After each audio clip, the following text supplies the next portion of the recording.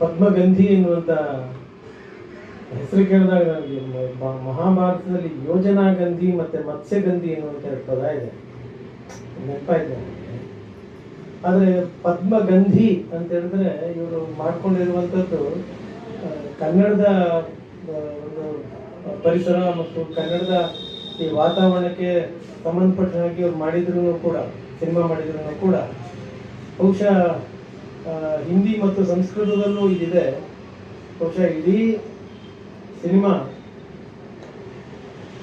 ಒಂದು ಸಿನಿಮಾ ಪರಿಭಾಷೆಯಲ್ಲೇ ನಡ್ಕೊಂಡು ಹೋಗ್ತಾ ಒಂದು ಸಂಸ್ಕಾರ ಮತ್ತು ಒಂದು ಸಂಶೋಧನೆ ಎರಡನ್ನೂ ಕೂಡ ಇಡೀ ದೇಶದ ಜನತೆಯ ಮುಂದೆ ಮಂಡಿಸಲ್ಪಡುವ ಒಂದು ವಿಷಯ ಪ್ರಸ್ತಾಪದ ಕಥಾನಕದ ಸಿನಿಮಾ ಆಗಿ ಇಡೀ ಪದ್ಮಗಂಧಿ ದೇಶದ ತುಂಬ ತನ್ನ ಸುವಾಸನೆಯ ಮೂಲಕ ಇದು ಗೆಲ್ತದೆ, ಅಭಿರುಚಿ ಮೂಡಿಸ್ತದೆ, ಆಸಕ್ತರ ಎದೆಯಲ್ಲಿ ಒಂದು ಜಾಗ ಮಾಡ್ತದೆ ಅನ್ನುವಂಥ ಮಾತ್ರ ಸತ್ಯ.